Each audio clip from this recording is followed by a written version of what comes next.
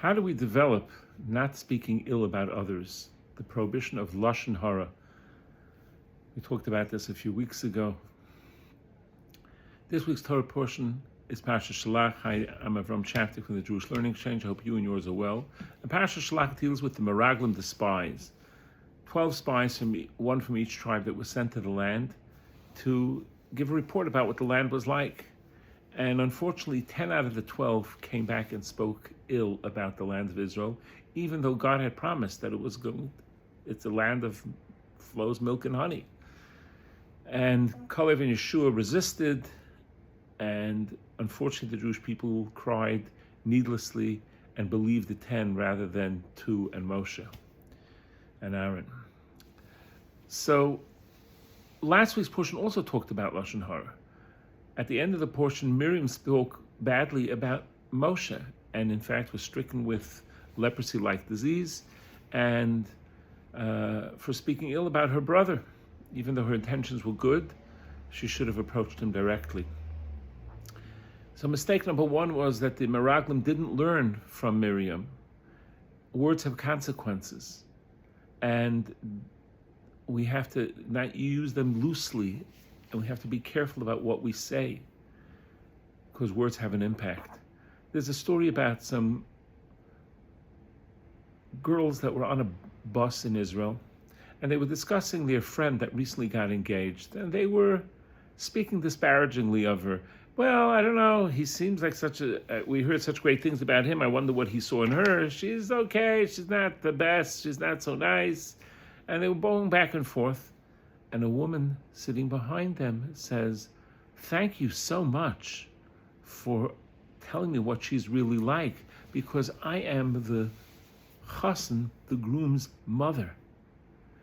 And they were, no, well, we didn't really mean it that way. We're just really talking. No, it's okay. It's important for me to know the real truth, and I'm glad, so now I can break it off. No, please don't. And they were going back and forth, and girls were crying. We didn't mean it so much. We're really just talking too much. And he said, no, I really appreciate it. Thank you. And if she never gets married, at least, people are saved from a bad marriage. And they were crying and begging her. And she said, no, thank you very much. And she started heading off the bus. And as she got to the steps to go down, she turned to them and said, I don't really know the groom. I'm not really his mother, but I could have been. You have to watch what you say. And this taught them an important lesson. But there's another aspect of not speaking ill about others related to the parsha, is having faith in God. Sometimes we get very upset about what people do and say, and we don't realize that God is in charge. And in this case, in our parsha, it was God was in charge in promising that they could conquer the land because he was going to give it to them. And it's a wonderful land. But there's a third point, and that's based upon a Mishnah in Pirkei Avos in the second chapter of Ethics of Our Fathers. One of the great rabbis says a good character trait is to have an ayin toiv, a good eye. Now, a good eye doesn't mean that you can referee a baseball game. A good eye doesn't mean that you can see the pitch and know when to hit it.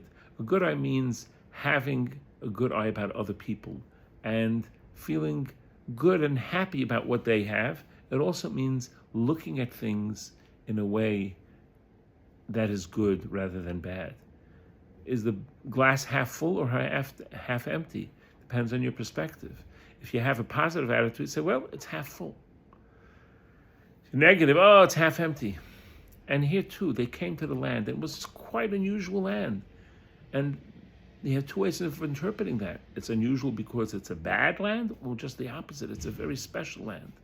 And the special huge fruit that they brought, instead of using that as a proof to say, oh, this land's not for us, it's just the opposite. Look at the bounty and the blessing in this land.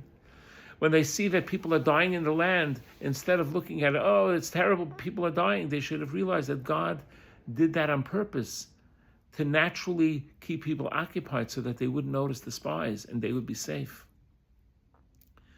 So that's an important idea, to look at things in the positive. There was once a man who was holding a cup of water and it spilled all over him. And he thought, oh my gosh, I'm soaking wet.